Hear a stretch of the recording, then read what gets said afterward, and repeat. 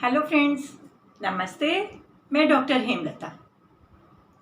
Friends, आज हम किसी ऐसे टॉपिक को लेके आए हैं जो कि जनरली बच्चों के साथ लगभग डेली पार्क में खेलते हुए या आपके पास पड़ोस में बच्चों के साथ खेलते हुए कुछ गलतियां हो जाती हैं और उन गलतियों के सहभागी लगभग हम पेरेंट्स होते हैं। तो फ्रेंड्स, मैं आपसे जानना चाहूंगी कि अगर बच्चों के साथ खेलते खेलते आपके बच्चे को कोई माइनर चोट लग जाती है, दूसरे बच्चे ने बाई चांस धक्का दे दिया या आपका बच्चा भागता भागता गिर गया या किसी दूसरे बच्चे का हाथ लगने की वजह से गिर गया और आपका बच्चा रोता रोता आपके पास आता है, तो आप क्या करती हैं? जिस बच्चे की वजह से आपका बच्चा गिरा है, क्या आप उसको डांटती हैं या उसकी पिटाई कर देती हैं या उसके पेरेंट्स को जाके शिकायत लगाती हैं?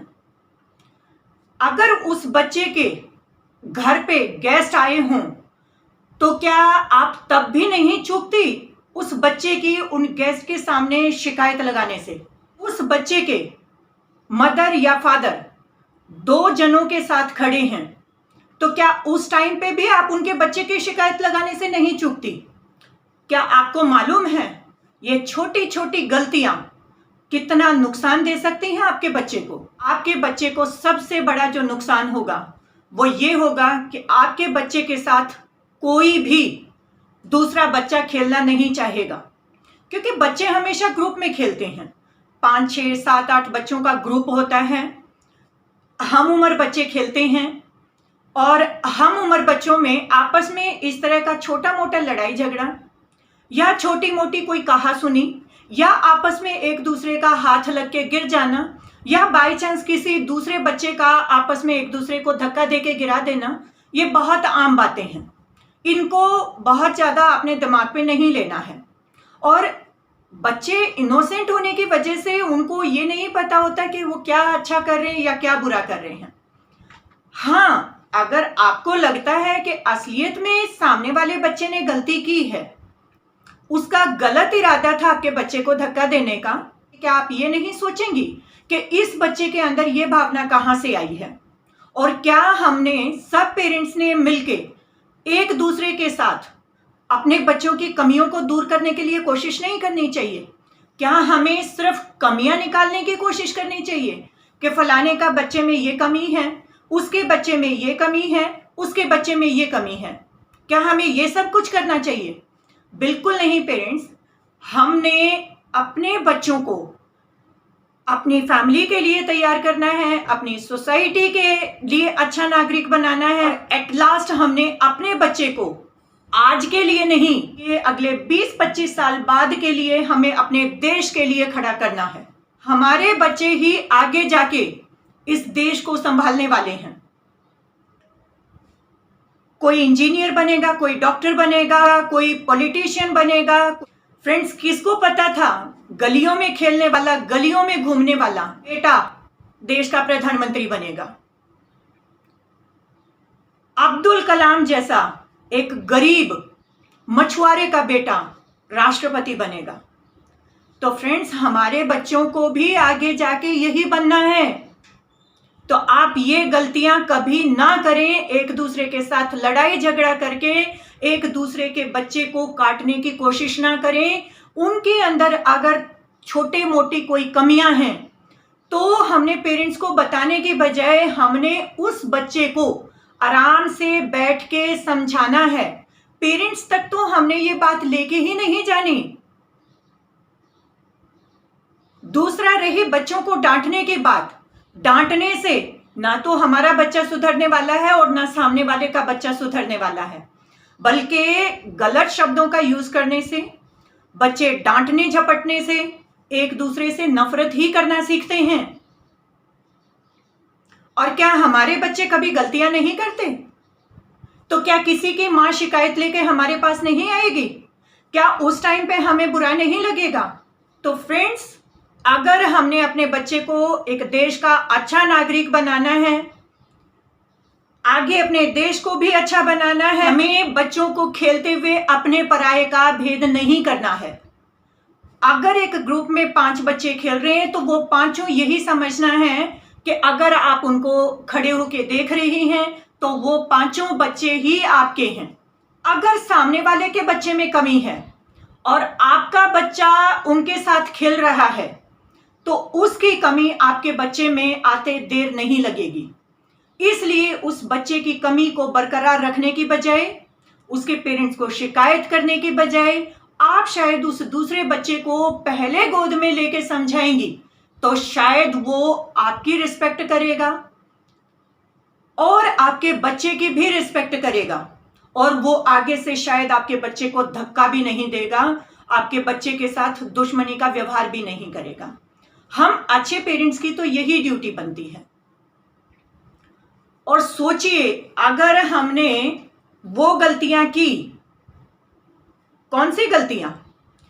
अगर हम जाके पेरेंट्स को शिकायत करते हैं, उस बच्चे को डांटते झपटते हैं और अपने बच्चे को पुचकारने लग जाते हैं, तो उसका हमें और हमारे देश को बहुत बड़ा नुकसान उठाना पड़ेगा आगे चल के। सामने वाला बच्चा तो खराब है ही, अगर उसने जानबूझ के वो गलती की है तो, और बाई चांस अगर उस बच्चे से गलती हुई है तो दूसरे बच्चे आपके बच्चे से चिढ़ना शुरू कर देंगे, उसको नए नए शब्दों से चिढ़ाना शुरू कर देंगे।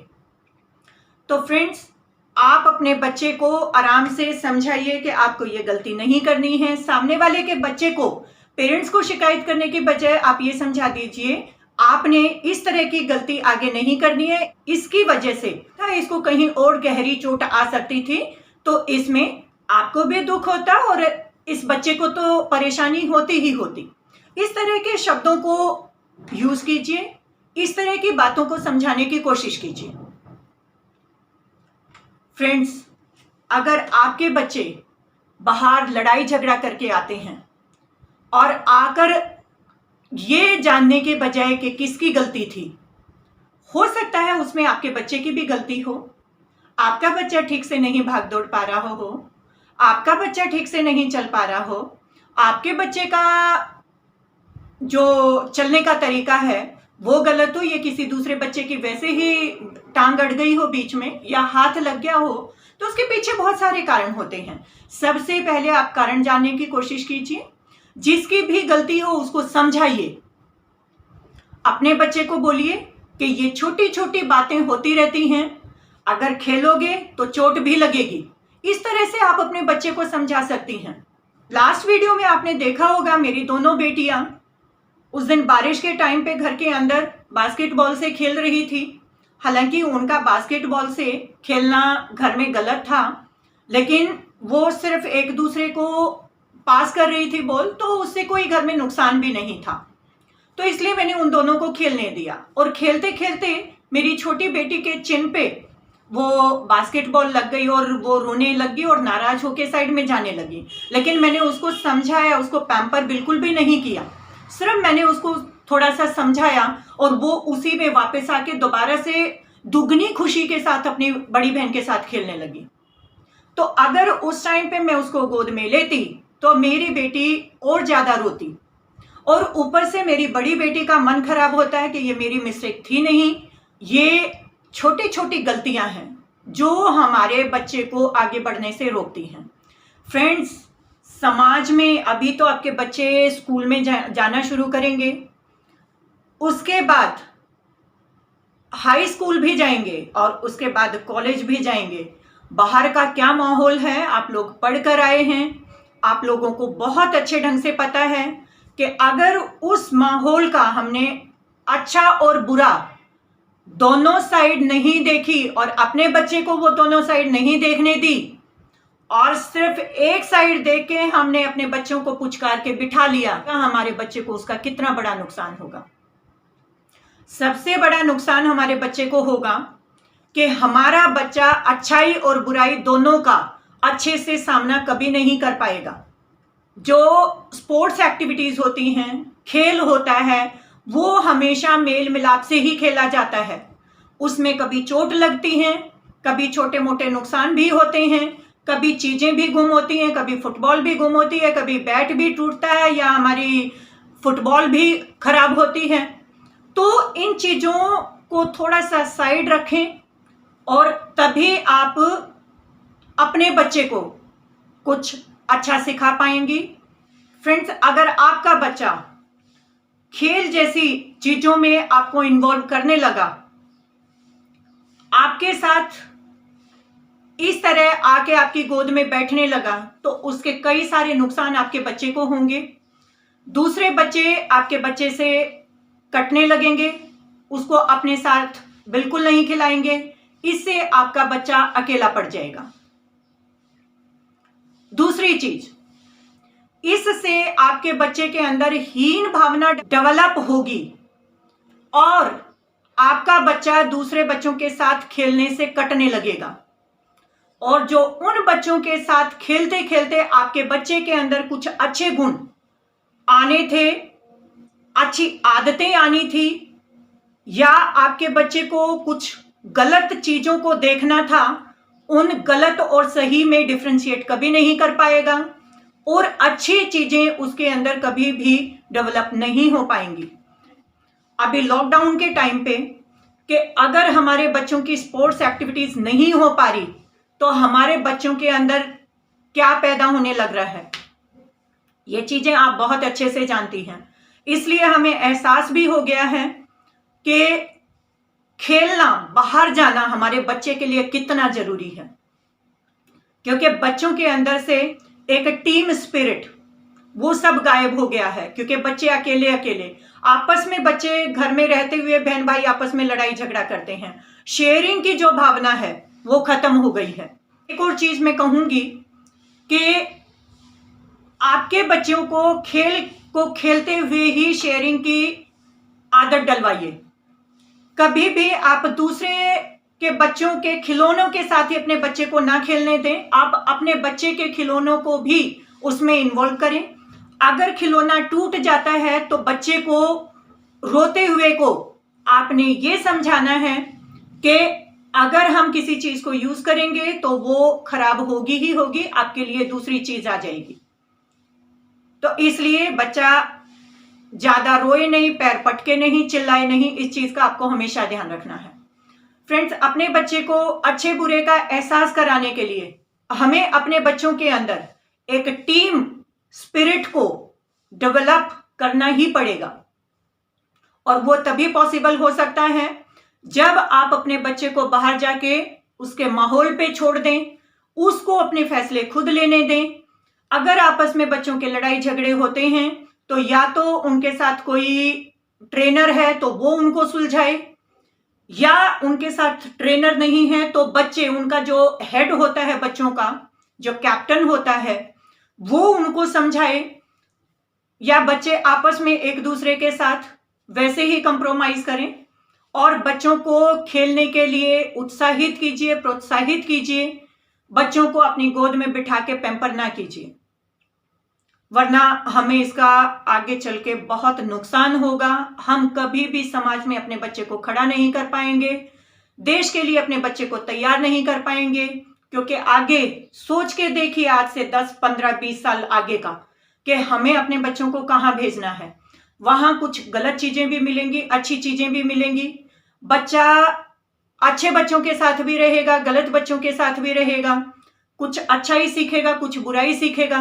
तो उसको अपने फैसले खुद से करने दीजिए, आप उसमें इन्वॉल्व होने की कोशिश ना कीजिए, और खासकर पेरेंट्स तक तो वो बात आपके मुंह से ना जाए तो और भी बहुत अच्छा है। अदरवाइज आपका बच्चा कभी भी मेंटली, फिजिकली, स्पिरिचुअली कभी ग्रो नहीं कर पाएगा। मेरी आप लोगों को यही सलाह है कि प्लीज बाहर के फैसले बाहर बच्चों को खुद लेने दीजिए। फ्रेंड्स, अगर ये वीडियो पसंद आती है तो प्लीज इसको लाइक करें, हमारे चैनल को सब्सक्राइब करें। आपको लगता है कि इसका फायदा दूसरे बच्चों को भी हो सकता है, दूसरे पेरेंट्स को भी हो सकता है, तो हमारी वीडियो को जरूर शेयर करें, कमेंट्स करें। आपके कमेंट्स का मैं जरूर रिप्लाई करूंगी, और अगर किसी तरह की कोई कमी मुझे लगती है तो आगे उसको हम इम्प्रूव करेंगे। ये चैनल चलाने का मेरा मकसद हमें अपनी फैमिली को, अपनी सोसाइटी को और अपने देश को इम्प्रूव करना है। उसका ये मतलब नहीं है कि मुझे ज़्यादा आता है या सामने वाले को ज़्यादा आता है। अगर सामने वाले को ज़्यादा आता है तो हम लेंगे, हमें वो चीज़ ऑलरेडी आती है और हम अपनी लाइफ में फॉलो नहीं कर पा रहे तो उसको हम फॉलो करना शुरू करेंगे। Thank you for watching this video friends.